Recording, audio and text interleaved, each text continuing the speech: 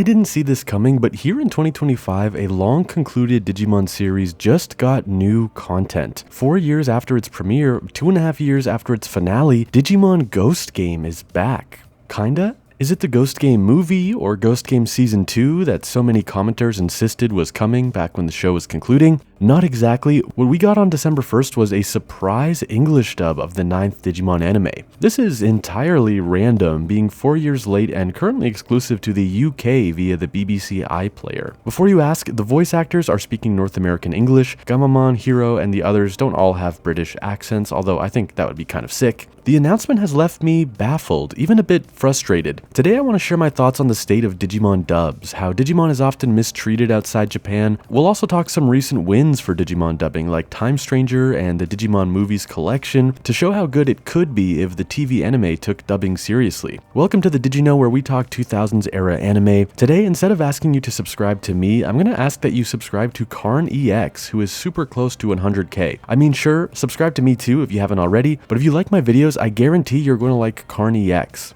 Let's do our part to get a DigiTuber to 100,000 subscribers and show the world Digimon is still legit. I also want to let you know that December 1st was the 1-year anniversary of my anime-inspired novel, Dot Monster Revolution. Thank you to everyone who read it this past year. It's now 30% off on Kobo for a few more days. Alright, where to begin? I guess let me touch on English dubs in general, why I think they are a valuable part of the pie. Let me say up front, I understand that the English-speaking world is not the center of the universe, but seeing as my channel is an English language channel and the majority of my viewers are North Americans in the age group who grew up with Digimon dubs on TV, that's why I'm talking about dubs today. I know there are the never dubbers, aka sub-only people, but I always thought that mindset was a massive generalization. As with anything, some dubs stink, but some are great. I'm a fan of dubbing for a number of reasons. First, just variety of choice. Why not have more of the thing you like? To me, dubs are like going to see a local version of a play. Same characters, same story, different cast bringing the script to life. There's also the accessibility angle. People who are visually impaired, maybe they can see most of the action but can't read small text, or maybe there are kids who can't read yet. A parent might want to watch Digimon with their child, but the new shows are Japanese only and the kids can't read.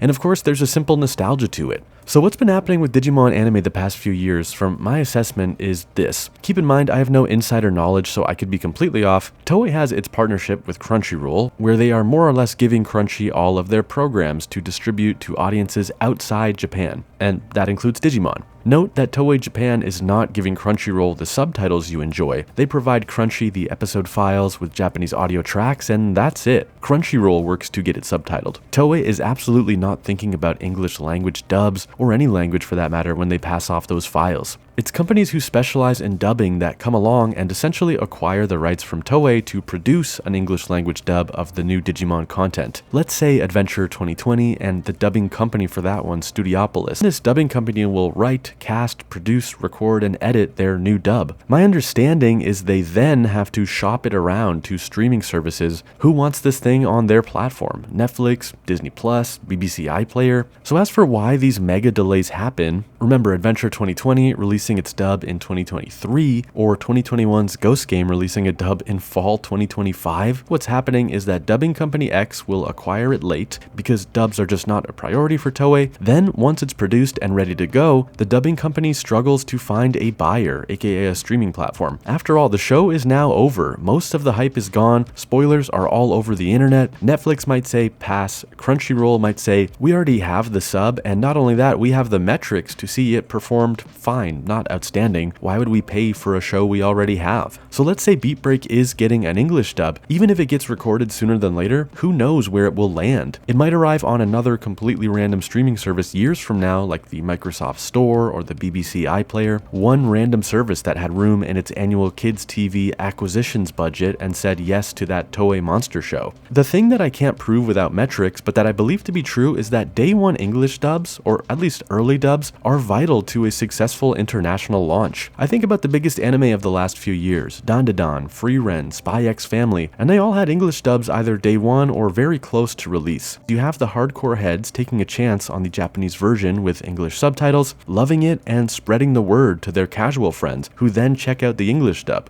To really break through, I think you need both the hardcore kids discovering and the casual fans receiving recommendations. With Digimon right now, you have those hardcore ride-or-die fans checking out Beatbreak, right? That's us. They're recommending it to casual and lapsed Digimon fans who might be going, maybe I'll check it out. Oh, no English dub? No thanks. Or I'll wait. That opportunity to bring casual on-the-fence people back in with Digimon is not happening with no dub. I mean, look no further than Time Stranger if you want an example of the power of a day one English dub. I know it's a video game, not an anime, but hear me out. Time Stranger is the first Digimon game in decades to have a day one English dub, and it's reported to have generated the most dollar sales in the US of any title in Digimon history. Obviously, there are a lot of reasons behind its success. Beautiful art, a solid core game, great marketing with the PlayStation State of Play appearances, but guess what that great marketing communicated? That English language trailer at the State of Play told the world that an English language dub was part of the day one package. I suspect that this game being dubbed played a huge role in helping lapsed and casual fans feel comfortable jumping back into Digimon. The other area where Digimon dubs are still happening is in the film department. When Digimon Adventure 02 The Beginning hit American theaters in 2023, it was a 2-night only event with one night showing the Japanese version with English subtitles and the other night showing the English dub. 2020's Last Evolution Kizuna and all of the Digimon Adventure Tri films were released physically with dubs available in theaters and on the Blu-ray releases. Of course, the excellent Digimon the Movies collection, which was physical only, featured amazing new dubs for Adventure, Our War Game, and Hurricane Touchdown. I think what's happening here, if it wasn't obvious, is the physical releases of these films sort of warrant the creation of a dub, whether that's because a dub option is historically baked into physical media, the that's just what you do effect of boxed anime. These physical collections with real price tags tend to arrive with Japanese and English audio tracks. With streaming, the revenue comes through subscriptions. They're not selling us a boxed product, so they're not offering a dub, at least not on day one. If and when a dub arrives, it shows up years late because it seems that nobody is prioritizing their timely release. So what was the point of this video? I guess I wanted to try and explain why you are still seeing Digimon games dubbed, Digimon movies dubbed, but if and when Digimon anime seasons get dubbed, they are years late and debuting on super random platforms. My belief is that the business model for streaming is such that dubbing is so very low on the priority list, even though day one dubs seem to help new series over and over again. But it bums me out as a Digimon fan to see yet another season, Beatbreak, debut without an English dub to capture casual fans, and to see another season get a dub 4 years late in the case of Ghost Game. The internet archivist in me is happy this Ghost Game dub exists. Super fans can compare their favorite scenes between Japanese and English now, but in my opinion, there's no world where the 4-year late Ghost Game dub is creating any new Digimon fans. Thanks for listening to the ramblings of a fan who always wants Digimon to reach further. This is not a dubs supremacy thing. I've been watching subbed Digimon for a decade. My whole thing is I just want more options, timely options, so Digimon can reach beyond the hardcore fans again. Let me know your thoughts on the state of Digimon and dubbing. If you liked the video, please consider subscribing, support CarneyX as well, and look into my book. Relevant links are below. Thanks, take care, see you in the next video.